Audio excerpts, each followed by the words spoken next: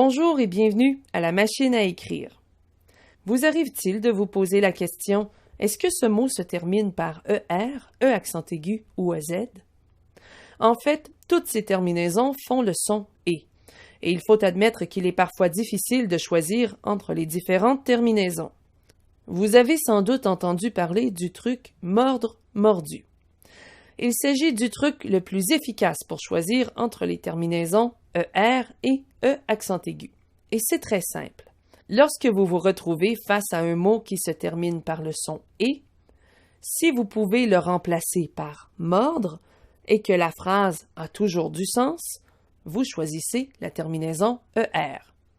En contrepartie, si vous remplacez le mot par mordu, la terminaison sera E accent aigu.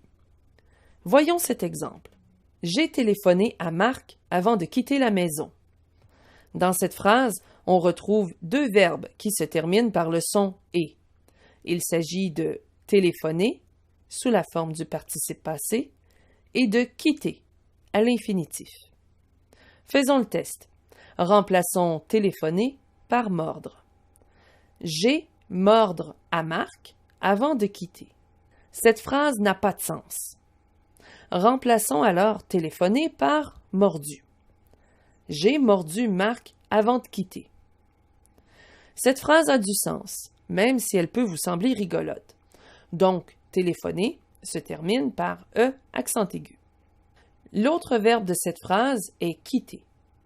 Faisons le même exercice, mais utilisons cette fois le verbe vendre. J'ai téléphoné à Marc avant de vendre la maison. Comme cette phrase a du sens, le verbe se termine par ER. Vous n'êtes pas obligé de choisir de remplacer par mordre ou mordu. Tous les verbes du deuxième et du troisième groupe peuvent servir de guide. Par exemple, comme nous venons de l'utiliser, vendre ou vendu. Vous pouvez utiliser perdre ou perdu, bâtir, bâti, etc. Choisissez-en un et appliquez le truc à chaque fois que vous avez un doute. Vous ferez face parfois à des situations où mordre et mordu ne fonctionnent pas. Vous devrez alors faire un autre choix, c'est-à-dire EZ.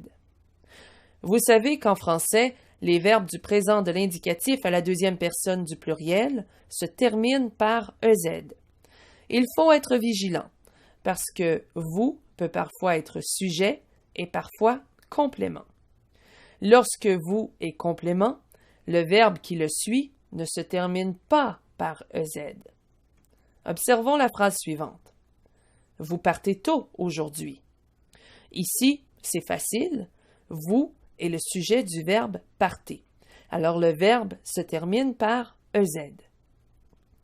Mais pour le plaisir, faites le test. Remplacez-le par mordre ou mordu. Vous mordre tôt aujourd'hui. Cette phrase n'a pas de sens. Si vous tentez « vous mordu tôt aujourd'hui », la phrase n'a pas de sens non plus. Donc, la terminaison EZ s'impose parce que le sujet est « vous ». Mais dans la phrase « je veux vous parler », dans cette phrase, le verbe parler se termine par ER, même s'il suit le pronom « vous ». Ici, le pronom « vous » est complément indirect. Pour trouver facilement la terminaison, appliquez le truc de mordre, mordu. Vous verrez. Je veux vous mordu. Cette phrase n'a pas de sens. Je veux vous mordre. Comme cette phrase a du sens, le verbe parler se termine par ER. Faites le test vous-même, dans la phrase suivante. J'ai souhaité vous rencontrer. Quelle terminaison allez-vous choisir pour le participe passé souhaiter? La terminaison E accent aigu, parce qu'on peut le remplacer par mordu. J'ai mordu vous rencontrer. J'ai voulu vous rencontrer, si vous préférez. Quelle terminaison choisissez-vous pour le verbe rencontrer?